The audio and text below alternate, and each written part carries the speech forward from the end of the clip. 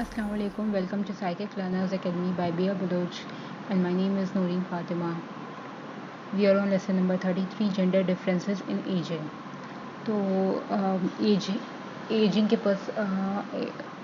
With the perspective of ageing in gender में क्या differences हैं। तो सबसे पहले इसमें एरिक्सन की थ्योरी बताई गई है, जिसमें जो लास्ट स्टेज होता है यानी कि 8th स्टेज, तो उसमें ओल्ड एज होता है एंड उसमें उस स्टेज में ईगो इंटीग्रिटी वर्सेस डिस्पेयर, यानी कि ये लोग खुश रहते हैं, लोग सेटिस्फाइड भी रहते हैं, लोगों के पास अचीवमेंट्स भी रहते हैं, अपॉर्चुनिटीज़ भी रहती हैं, वो प्रोडक्टिव वर्क में भी इंडल्ज रहते हैं। But on the other hand वो खुश नहीं रहते, फ्रस्ट्रेशन रहता है, डिप्रेशन रहता है वर्क। ये रिसर्च की तरफ से शो हुआ था, रिवील हुआ था कि जो ओल्डर पीपल हैं वो यंगर पीपल से ज़्यादा अच्छा काम करते हैं। अब इसकी वजह एक हो सकती है क्योंकि उनके पास एक्सपीरियंस ज़्यादा है और बहुत अच्छे से, बहुत केयर से करते हैं। बट वो यूथ यानी कि यंग जनरेशन से ये स्लो काम करते हैं, ठीक है।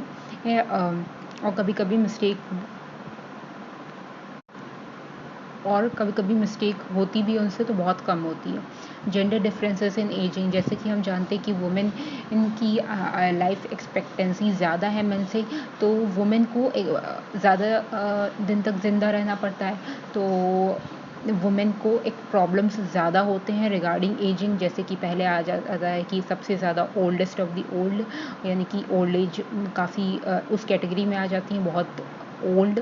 एंड देन आर्थराइटिस और रेस्ट्रिक्टेड मोबिलिटी में, यानी कि इधर उधर चलने में प्रॉब्लम होती है, रेस्ट्रिक्ट हो जाती हैं, एक लिमिट हो जाती है, पेन भी काफ़ी होता है, डिपेंडेंसी हो जाती है। अब वो चाहे किसी ये मैकेनिकल तौर पे डिपेंडेंट हो, जैसे कि वो स्टिक लेके चलना, या फिर अभी कभी अपने बच्चों पे डिपेंडेंट हो जाना, ये सारी चीज़ें। मेनोपॉज और ऑस्टियोपोरोसिस काफ़ी सारे प्रॉब्लम्स लाती हैं वुमेन को।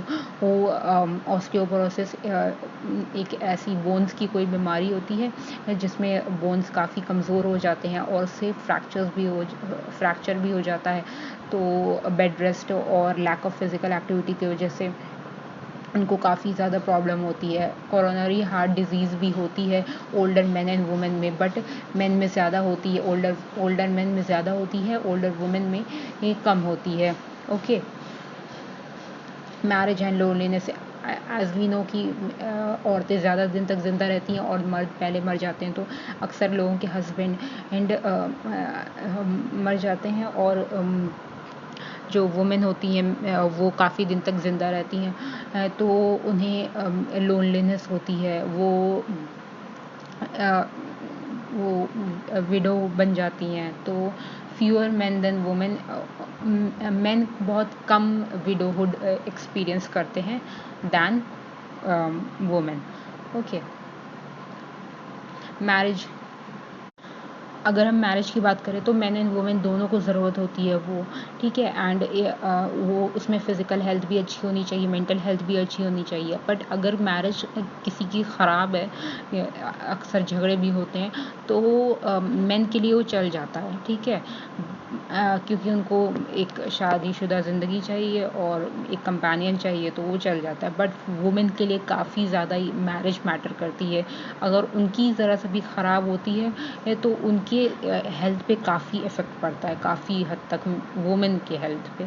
मेन की हेल्थ पे उतना नहीं पड़ता है, बहुत कम केसेस में पड़ता है, बट वुमेन की हेल्थ में ज़्यादा इफ़ेक्ट पड़ता है। Empty nest syndrome, empty nest syndrome, इसमें क्या होता है कि जब माँ बाप, यानी कि कह सकते हैं एक तरह मैन वुमेन, यानी ये फील करते हैं, एक एम्प्टीनेस फील करते हैं, थोड़े ही लोनली फील करते हैं जब उनके बच्चे घर छोड़ के चले जाते हैं। अब वो चाहे पढ़ाई के लिए चले जाएं, या फिर किसी बच्चे की डेथ हो जाए, या फिर कोई बच्चा मतलब अपने माँ बाप को छोड़ के चले जाए कहीं और, ठीक है। तो अगर सारे बच्चे ही अगर मैन एंड वुमेन कोई एक पेरेंट्स हैं उनके सारे बच्चे घर छोड़ के चले जाएं हैं तो इम्पैक्ट पहले जैसे कि एक वक्त होता है उसमें तो पता चल जाता है कि हाँ अब 22-23 साल के हो गए अब या फिर 20 साल के हो गए अब बाहर पढ़ने जाना पड़ेगा। तो अगर सिटी की एजुकेशन सिस्टम अच्छी नहीं है तो बाहर जाना पड़ेगा, या लड़कियों की शादी हो जाती है तो वो चले जाती हैं, तो वो काफ़ी इम्पैक्ट पड़ता है। But with in 5 to 10 years वो विद इन नहीं आफ्टर 5 to 10 ईयर्स वो थोड़े बहुत एडजस्ट होना स्टार्ट हो जाते हैं और कम स्ट्रेस फील करते हैं। ऑल्सो वो जब राइट टाइम पे बच्चे चले जाते हैं तब पेरेंट्स पहले से प्रिपेयर रहते हैं कि हाँ उन्हें मालूम रहता है कि अब जाना है। बट अगर पहले चले जाते हैं तो काफ़ी इम्पैक्ट रहता है, डीप इम्पैक्ट। ऑल्सो जब हस्बैंड एंड वाइफ की अच्छी रिलेशनशिप हो, केयरिंग एटीट्यूड हो एक दूसरे की तरफ से, तब ये एम्प्टीनेस नहीं आती है बच्चों के जाने के बाद। हाँ थोड़ी आती है बट इतनी नहीं होती है। ऑल्सो वो हस्बैंड एंड वाइफ और क्लोज हो जाते हैं, उनकी रिलेशनशिप और स्ट्रांग हो जाती है, तो they get emotionally close to each other. तो एम्प्टीनेस सिंड्रोम से हमें ये कपल की रिएक्शन का भी पता चलता है कि वो एक दूसरे के साथ खुश हैं या नहीं हैं। क्यों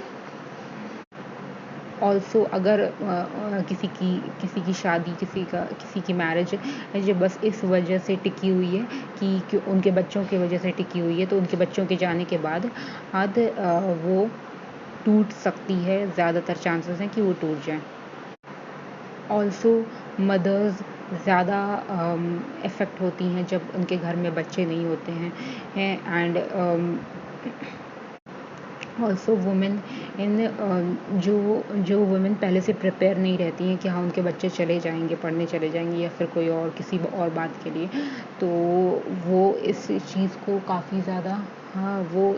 काफ़ी ज़्यादा हैंडल नहीं कर पाती हैं, काफ़ी ज़्यादा डिस्ट्रेस हो जाती हैं एंड स्ट्रेस्ड हो जाती हैं, सॉरी या एंड मेन भी कभी कभी कोप नहीं कर पाते, बहुत हार्ड होता है उनके लिए कोप करना with the emptiness. And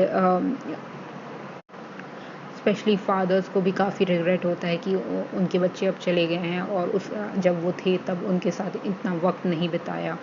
and but अगर मदर्स होती हैं जो वर्किंग होती हैं, उनको इतनी स्ट्रेस फील नहीं होती है, और होती भी है तो बहुत कम होती है, क्योंकि वो इन्वॉल्व है अपने काम में, तो इतना साइकोलॉजिकल इफ़ेक्ट इतना नहीं पड़ता है।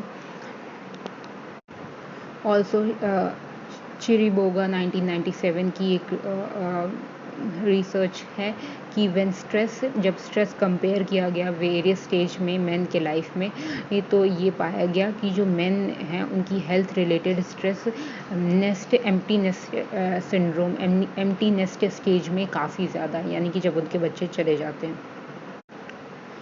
ऑटोनॉमस मदर क्या होती है? ऑटोनॉमस मदर्स वो होती हैं जिनकी सेल्फ स्टीम बहुत हाई होती है, जिनको अपने ज़िंदगी पे कंट्रोल होता है, जो इंजॉय करती हैं मैच्योरिटी, ग्रोथ, सक्सेस, अचीवमेंट, और वो बहुत खुश होती हैं अपने बच्चों की इंडिपेंडेंसी से, उनकी सक्सेस से, उनके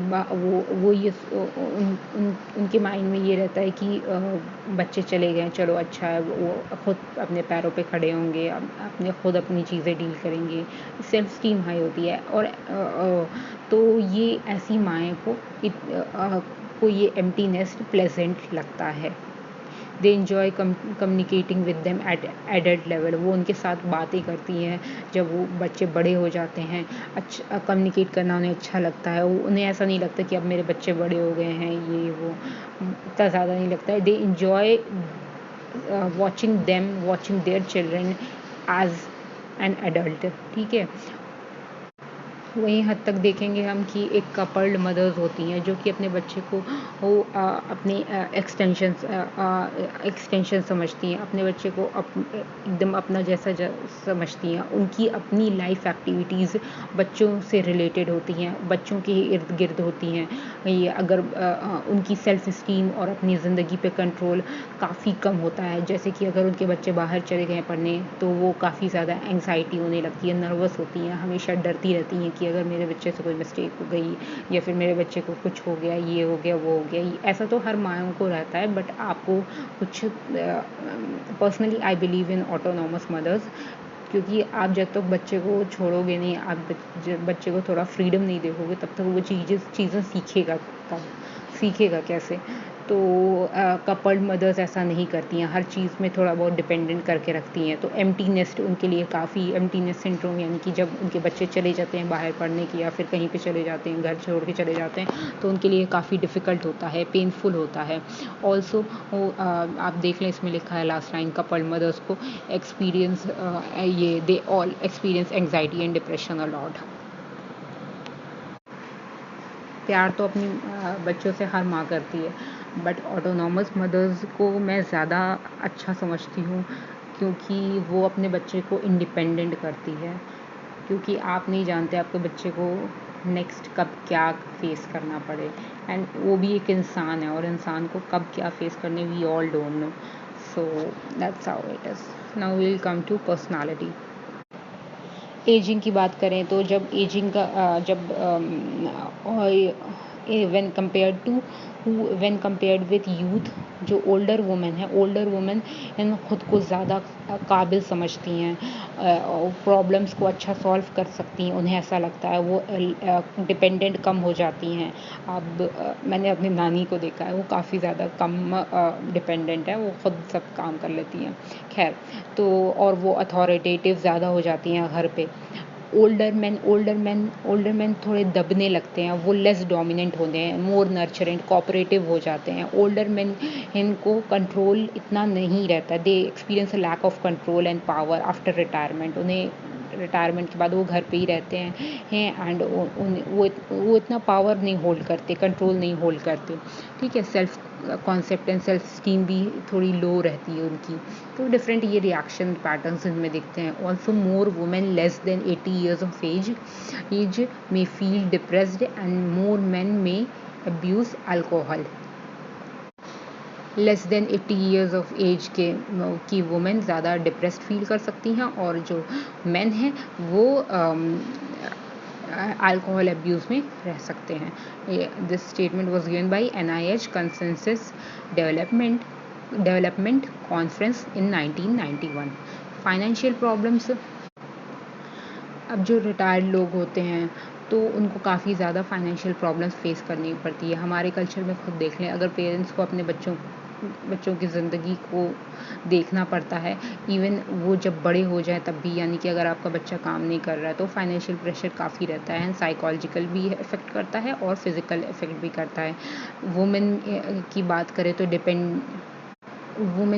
करें तो डिपेंडेंस हायर रहता है। अब वुमेन को वो हाउसवाइफ है, उन्हें अपने बच्चों को भी देखना पड़ता है, उन्हें अपने हस्बैंड की पेंशन को भी देखना पड़ता है, ईज़िली बहुत सोच समझ के खर्च करनी पड़ती है।